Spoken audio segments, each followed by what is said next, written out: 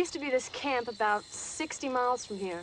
Camp Arawak. Yeah, I heard about that, and all these kids got killed. Shut up. Like the little brat was saying, all these kids started getting killed. A bunch of little kids were hatcheted to death, and a girl got stabbed while taking a shower. One of the cooks got boiled in some water. Tasty. The owner of the camp, he got it in his neck with an arrow. Well, it ended up that the killer was the shy 14-year-old girl that everybody picked on. Welcome back to the Haddonfield Horrors podcast, where we review horror movies and horror franchises. I'm Mark. I'm Tawan. And today we're reviewing Sleepaway Camp 2, Unhappy Campers, released in 1988, directed by Michael A. Simpson, and written by Fritz Gordon. Tawan, can you give the people the plot summary? The dangerous and unhinged Angela Baker, played by Pamela Springsteen, escapes from a mental hospital and services at a summer camp as a counselor who lectures her teenage charges on proper moral behavior. Those teens who break her strict rules, from the camp chatterbox or a sex-obsessed girl to the boys who are peeping toms, are murdered by the imposter in various gruesome ways. As more campers go missing, intemperate counselor Molly begins to piece together the truth. Sleepaway Camp 2. Now, the big difference, it's a big difference from the first movie. Like, the tone, the acting, everything is completely different. Like, outside of the character being named Angela, it felt like no connection was made to that original one, right? Definitely that. This felt so divorced from that first one. You could definitely tell this was like at the beginning, it says it was definitely based on Sleepaway Camp. It wasn't, it was not given like direct to anything, which, it wasn't. That was my first time actually noticing that it had like a little based on thing. Yeah, it wasn't from the creator, so I get, makes sense as to why it was like this. This felt like a generic 80s slasher, Michael, Freddy, and Jason are doing their thing. Let's get another slasher out there. And it had it was a basic 80s slasher script. And then someone was like, well, the way we could really do this is if we throw Angela in it and say it's a Sleepaway Camp sequel. That's the vibe it gave. Mm-hmm. Because, the character is completely different. We'll get there when we get there. But, again, for me, the overall feel of the movie is gone. Like, the first movie had bad acting, but, I don't know. I guess because it was mostly kids, it kind of just, kid acting could be a hit or a miss. You kind of just got to go with the flow. But, I don't know. Like, for me, this is just, it misses the mark on so many points. What about you? Yeah, it's kind of the same for me. Like, I watched it and I was, yeah, I was just kind of put off because, usually in past episodes of this show, like I've talked about, I don't mind when movies, especially horror movies, when they get a little bit campy, like that can be like a good thing or a bad thing depending on the movie. But in this instance, this wasn't even given like campiness. This was just given like, oh, this is like actually kind of bad, and the people in this are not really good actors either. Like, it felt like when certain people were saying their lines, it was like, when they're doing like the script readings at like the table before they actually like film the movie, it felt like they were given like their first like versions of a scene, and they were like, okay, we're good, we're gonna keep moving on. It wasn't giving like they probably gave two or more takes on something depending on like how things were said. Like different, like certain things were said, and it was like, oh, I feel like maybe that should have been in a different like emotion, maybe a different emotion, or like somebody say a line and like what they're doing is like totally opposite as to like it was very flat. Giving us, yeah, it was very flat. It was definitely very flat, and I don't really think I was feeling it the whole way. Yeah, it's so different and it's so just like out there. And I remember I was telling Elion that like they do. I think either you or Elion were like, I wonder which way they're gonna go with Angela, given the big twist. And I was trying to tell you guys like, yeah, there's no like back and forth about Angela's identity. That's why I kept on pushing the whole Angela's not trans, you know, because she's not. They kind of just. I don't know. I think I think it was just easy to be like, okay, we're just gonna make her a full woman now. And then that line where it's like, He went into a psycho ward a couple years ago, and while he was there, the doctors gave him a sex change, and our parents' taxes paid for it. what? Did you catch that line? I don't remember that line actually. It's in the opening when they're telling the story. The guy who looks like Uncle Joey from Full House, he said it. Oh yeah, damn, I don't even remember that. Yeah, it was wild. But this movie kind of just like leans into. I, I, even though the kid acting was questionable last time, those characters kind of stood out a little bit. You had that evil girl Judy. She stood out. She stood out. And then you had the cousin Ricky, and then Ricky gets no mention in this movie. Did you notice that? That's true. No, no Ricky, no Aunt Martha. Like, what happened to them? Like, did did DCFS not go to Aunt Martha and be like, okay, we gotta take Ricky from you because you turned your traumatized nephew into your traumatized niece? Like, that's kind of what I wanted to see. That is true. Like that's just dropped. We just have full adult moral moral moral superior Angela and no one else around. A plus during this movie is that it was very unintentionally funny at parts. Like there were, I did get some laughs. Actually, no, they were leaning into the humor on this one. They wanted this one to be a horror comedy. But it was. I felt like I get that. I get that. But it felt it felt like it wasn't done purposefully. It definitely felt like some parts, like parts that were like that got laughs, weren't the parts they wanted to be funny. Yeah, But I got it's that a like, lot. but like you made this stupid movie, like you kind of can't control where the laughs come in. If you did, like it'll be a better movie, but you didn't. That's not what you produced. That's not the product that you have. Yeah, definitely. That's kind of what I meant. Like it was like a lot of parts where I probably like that's probably wasn't where they intended for me to laugh, but I was definitely cackling. And that felt like that for most of the movie. I don't know, because like you were saying, like some of the line reading was abysmal. Like, like y'all really let this. Like y'all could have and it threw in some wasn't ADR or something. and it wasn't like giving like that campy vibe because like just like I mentioned, like I feel like when something's like kind of campy and like leaning into it, whereas something is Hmm. just like bad and it just comes across as This campy is because just, it's bad. And this is kind of one of those instances where like it seems campy, but it's actually just bad.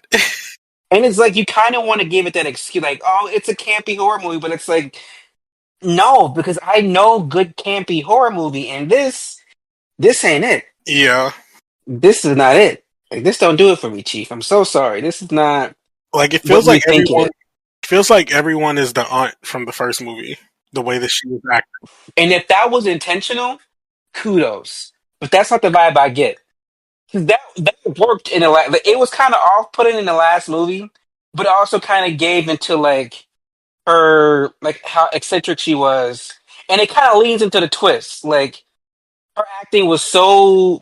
Because I did some research, and the aunt from the first one, the way that she was acting, that wasn't that wasn't how it's supposed to be. That lady just couldn't act. So. But in retrospect, when you get to the end with the big twist, her being so eccentric and crazy kind of like leans into like, okay, I can see this crazy lady doing this to this kid. Like it Hmm. kind of like leans into it. But like I didn't want a full movie of that though. I didn't want like a whole thing of like crazy or bad acting, I should say. Yeah. That's what we got. But outside of all of that, were there any scenes that stood out for you, Twan? Good, bad, or indifferent, or just like any what the fuck scenes? I think one of my favorite scenes, which also I think was one of the funniest to me, was when Demi is in the room with in the cabin with Angela, and she's talking about how she called like the houses of some of the girls, and like their families were saying like, oh, like they're not here, like they should still be at camp. And then she goes to like the mirror in the bathroom, and Angela's just around the room trying to see what she's gonna choose to kill her with. Then I decided to call Phoebe's. And Angela, it was the strangest thing. When I called her house, they told me the same thing. I talked to her little brother, and he said she was still at camp. Well, I asked him if he was sure, and he said, sure, I'm sure. Then this man gets on the phone, and he tells me Phoebe's is still at camp. Well, I was really worried about her, so I told him that you sent her home 3 days ago. Well, he mumbled something, then Phoebe's mom got on the phone. Hey, what are you doing? Nothing, just fixing my guitar. That was an intentional funny I moment. That know, I I know. enjoyed. I That was enjoyed. actually funny. I was like, that was actually funny. Like that. Not gonna lie, that was kind of giving me scary movie. I feel like so that's what happened in like scary movie. I was like, why is this black girl being so dense? Like, you don't see what she doing right now. And like the chooses like to get her with the fucking guitar string, and then like right after that scene is when the other girl comes back, and Angela kills her with a knife. She's like, What did I do? I didn't do anything. You're gonna tell. what? Yeah, I was like, wait. I'm like, girl, she don't even know what's happening. Like, what's she gonna tell? She don't even know Just what's say you don't happening. like her, Angela, and move on. She's like, you're gonna tell. I'm like, what is she gonna tell? So that out of those two scenes, those were funny. Um, None of the kills like stood out. Maybe the only one I could say maybe stood out was when she put the one girl in the outhouse. Like, cause That was that I was out of like pocket. That at was, that point you can kill me because that's disgusting. Take me out, yeah. please. After that, But it was also the way that she like lightly stabbed her in the back, and the girl like didn't like react almost like where are you yeah, like, that was so. I'm like, did you forget that they yelled action? Like, what's going on? Have a reaction. like she was not giving like any reaction really. Like, girl, like you just got stabbed in the back, like you should be yelping right now. What do you mean like you're lightly screaming? Like she's screaming in italics. Yeah, and like you, none of the kills stood out. I did notice that they were like parodying a lot of like famous like slashers. Like you had that one guy that she killed who was dressed up like Freddy, and then she killed another guy who was dressed up like Jason while she was dressed up like Leatherface. Hmm. And I'm just like, this is y'all did just enough to not get sued because y'all was really creeping up on there, which y'all did enough. And then I will say the scenes where you see the staging of the bodies, like the TV, the head inside the TV, I like that kind of. And then when she put the little peeping Tom kids on the string and had them propped up, that was also kind of cool. Oh yeah, yeah. Yeah, I enjoyed that. I don't know. There wasn't too many scenes that I enjoyed. It all just felt wrong and weird and the kill that just like took me out because I was like, this is like y'all really didn't try. Was when she beheaded Molly's boyfriend Hmm. because you saw that switch when it went from him to the fucking dummy thingy.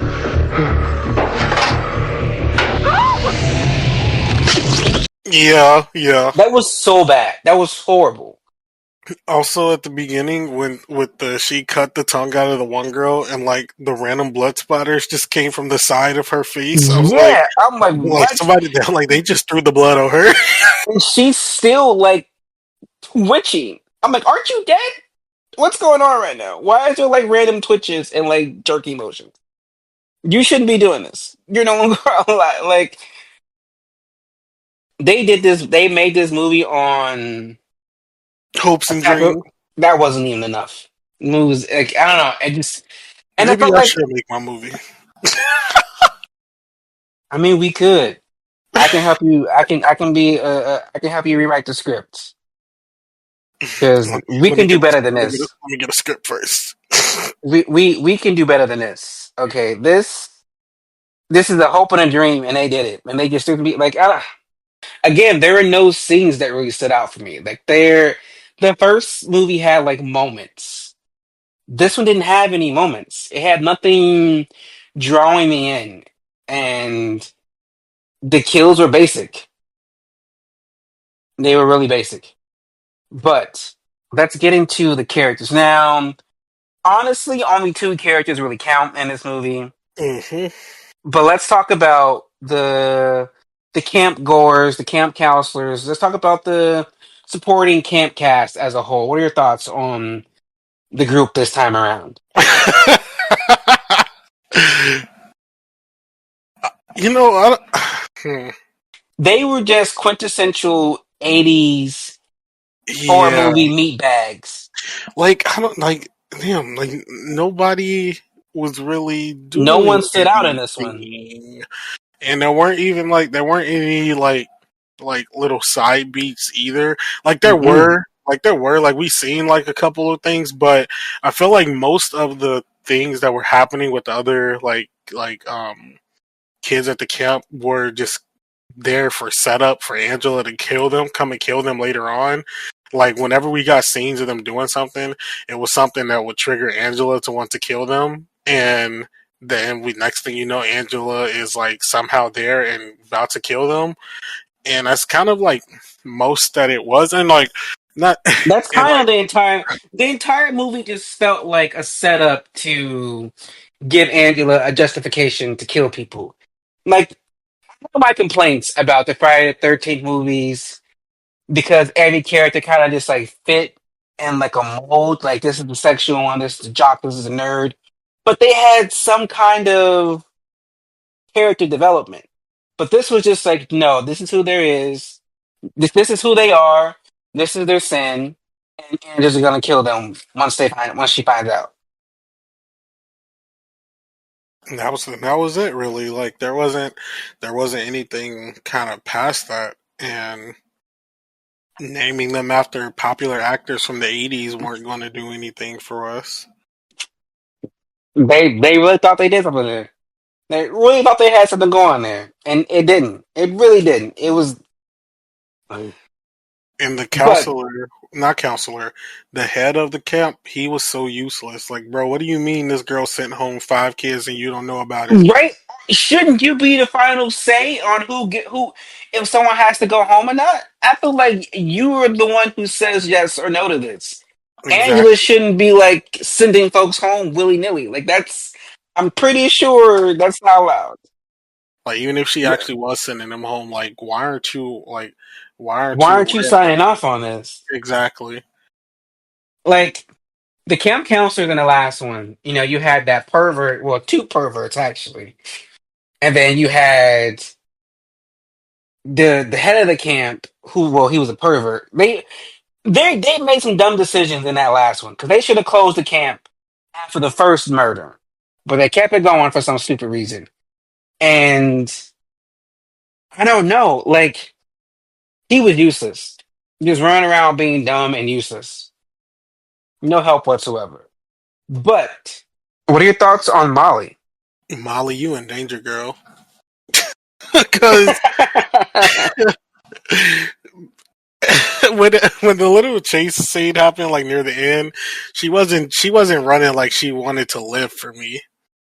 Like she wasn't really running for her life. when Angela was chasing her. Because why did she give Angela a chance to get after her after she put I her don't down on the think she ground? thought Angela was going to kill her because they were buddy buddy.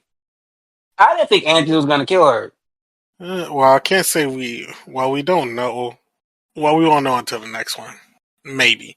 I don't even know if that's going to get said because we were kind of faked out. Well, not faked out. It was a fade to black moment in this one, so we'll really know if she did or not. But um, I thought Molly was like she was fine.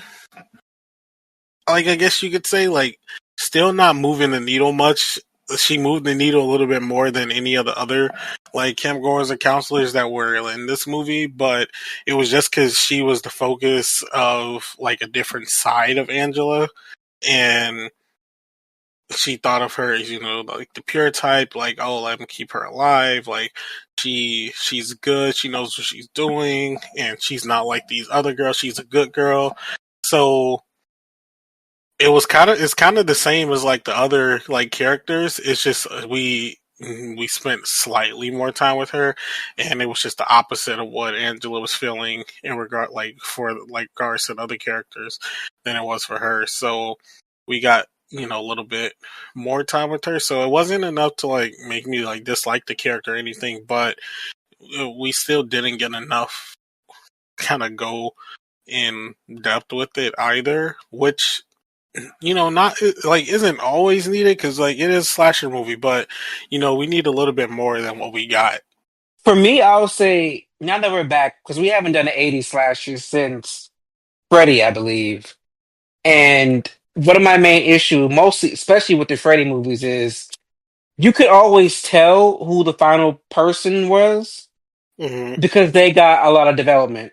Well, everyone else was just like paint by numbers until they got killed. And this did that times 10. You didn't really learn anybody until they get ready to die. The only person you really got to know was Molly. And I was like, okay, Molly's going to be the final girl because there's no, like, she's the only one we're getting to know. She's the only one we're really spending any time with outside of Angela. Like, they made it so obvious that it was Molly who was going to be there to the end. Yeah, I needed more from Molly, though. Like, is that crazy? Nah, I don't think so. Yeah, I feel like we were missing some stuff with like they didn't give us all the Molly that they could have gave, and I don't I don't know. It just I don't know. Like it wasn't bad. Like the actress did she did decent. Given who she is, she could have done better in my opinion. But she gave us what she gave us, and I just wanted more from my final girl. She know Laurie Strode. I can tell you that much. We could all use some Molly in our lives, am I right? Not this kind. What are you talking about? I don't know. What are you talking about when it comes to Angela? Oh man, you know what?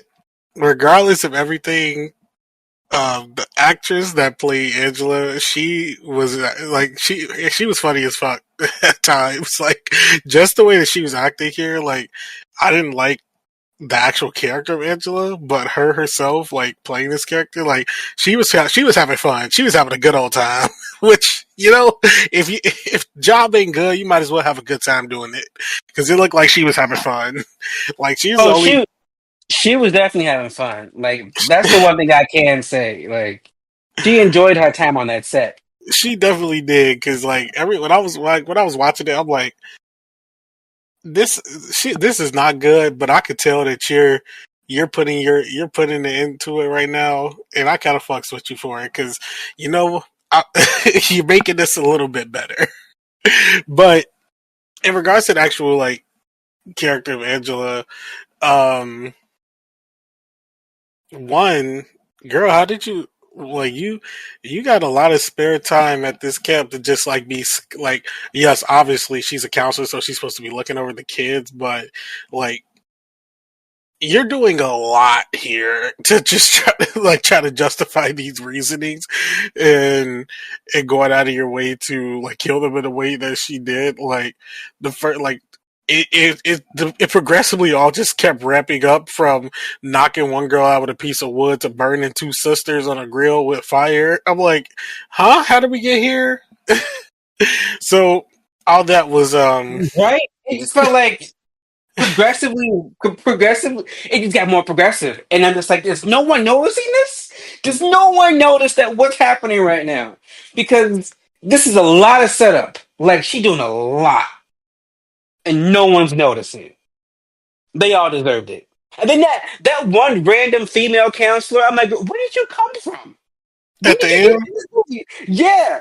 Like, when did you That get was, into this I'm not movie? gonna lie, that confused me. I was definitely confused at the end where that lady came from because I do not remember seeing her at all throughout the rest of it, and I was like, Not in any other scene but that one. Like, where did you come from?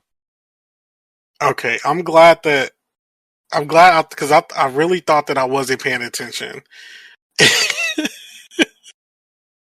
I really thought that I wasn't paying attention. Was that when that happened towards the end of the movie? And I was like, maybe I missed something, but okay, you just validated that for me. But besides that, having coming back into this series, and then now we just have it so that like Angela is like actually like woman now, and um went through procedures and like went through like mental institution and stuff. Like I kind of feel like I would, not saying I would have rather seen that, but if they maybe did like a little like flashback or something once she was kind of going over all that, maybe that would have like did something. If they would have caught of Chucky us and just put her the whole movie in the asylum, seeing her go through all the like all of that stuff, I would have been okay with that. Yeah, like something like that, or like just at most a flashback to like what happened in between that time frame. Like you More than the mentioned, like little drop mentions. yeah, like or and you said like the cousin's not here either. Like what happened to the cousin, or did he visit her? Like anything like that. Like I just would have been interested to see what kind of happened in that in between period. So that was something that I felt like was missing from the characterization. But besides that, like Angela was serviceable for what this movie was. But I feel like that's more so because of Pamela Springsteen than anything, because she was just so over the top at some points, or like just the line readings that she was given, where certain ones where it was unintentionally funny, or some of the ones that were supposed to be funny were actually funny just because of her delivery. So I can't be that mad at her. It's more so on like story and writing. My only thing is like you said, I think we should have seen the therapy or whatever, because this Angela is so different from that one we saw last week. Like completely different. Like that the one from last week was quiet and timid and shy, and like if she didn't come out to be the killer, I would have believed it if we found out that she was innocent, because she was so quiet and reserved. This one is like quirky and crazy and too far out there, and this doesn't. I feel like Pamela Spring definitely saved that performance. It's so different. That's like that would have been like if we were watching how like the OG Halloween, and we see this full kind of like average height Michael Myers, and then in Halloween 2 we see the Rob Zombie Michael Myers, and like, oh, so he just grew and became this big beast of a dude all of a sudden, and now he grunting Yeah. and talking. Like that's kind of the vibe it gave. Like it didn't really connect or whatever. It was just, I don't know, something was missing. The characterization wasn't really there for me. It was too the contrast was too different. Mhm. Yeah, I don't because everything we kind of said, and also I mentioned, um, it just feels like such a different characterization. Yes, it has been like a period of time that we are missing. Like it's definitely lapsed. Like of course, but we don't really get any reasons why. Like no callbacks to her time while she was like in a mental institution, besides like her telling us as such, or any like flashbacks showing certain things, or how like this whole ideal of being like the good girl is like so ingrained in her now. Like it just felt very lazy. And now that you mention it, I kind of wanted to see that. I kind of wanted to see like Angela make the decision to like become Angela, like that. I don't know. I just felt like when you introduce that into the plot of this franchise, you have to follow up on that in a sense because it was forced upon. It was forced onto Peter when he was freshly traumatized at the hospital that he was going to become Angela. And now we're at the point where Peter's in the mental hospital, presumably getting help. So now, like, what made Peter decide, okay, I have the chance to be Peter again, but I'm gonna be Angela. Like, I kind of want to see that. That would have made this like, give me a flashback, give me something. I feel like they dropped that in there, but then actually develop it. Yeah, I get what you mean. But we've come to everyone's favorite part. It's time for Tuan to give us the behind the scene info and facts. Tuan? Sleepaway Camp 2, Unhappy Campers, had a budget of around $465,000. The box office totals are currently unlisted for the movie. Some interesting facts. The movie was released as Nightmare Vacation 2 within the United Kingdom. Felissa Rose was asked to return as Angela Baker, and she did a reading, but didn't quite click with the comedic one-liners that Angela delivered in the sequels. She was also preparing to attend college at the time. The characters are named after actors associated with quintessential 1980s film culture, predominantly members of the Brat Pack: Molly, aka Molly Ringwald, Sean Penn, Ali Sheedy, TC, Tom Cruise, and etc. According to some of the cast and crew members during production/filming, Pamela Springsteen did not tell anyone she was Bruce Springsteen's sister.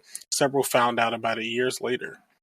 The characters Charlie and Emilio, played by Jason Ehrlich and Justin Noel, are the real-life names of Molly Nagel's Renee Estevez brothers, Charlie Sheen and Emilio Estevez. Some critics' reactions for the movie: the film is currently sitting at a 62% on Rotten Tomatoes.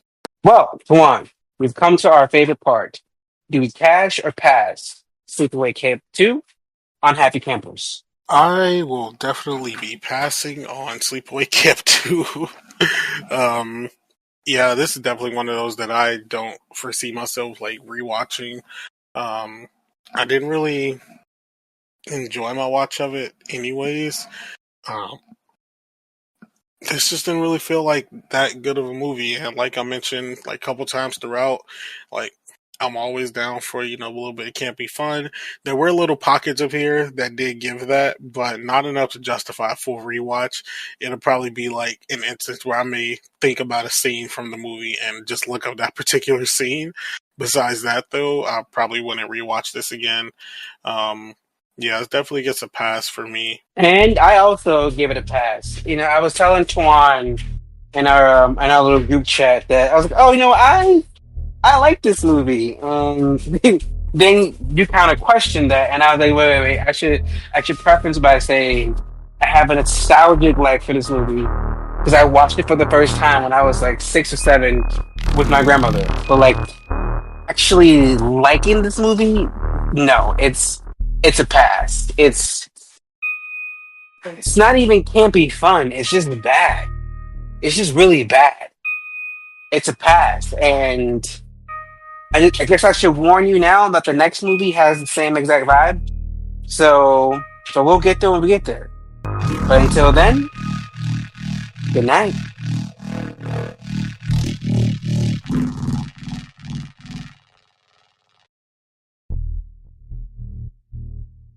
If you like this episode, please be sure to check out some from the Haddonfield Horror Cemetery, where we've covered big franchises such as Friday the 13th, Halloween, and Saw, or one-off reviews like The Blackening or Hereditary. You can follow Haddonfield Horrors on Instagram and TikTok, where the host posts updates and mini reviews. Full episodes are available on several podcasting platforms, including Spotify, as well as YouTube. If you're listening to us on YouTube, please be sure to like and subscribe. The Haddonfield Horrors podcast is produced by Mark Smart, Tawan Griffin, and Elian Cordova, themed by Lethal Injection, and edited by Mark Smart. The Haddonfield Horror Podcast is a Letter to Media production. Should we do an intro?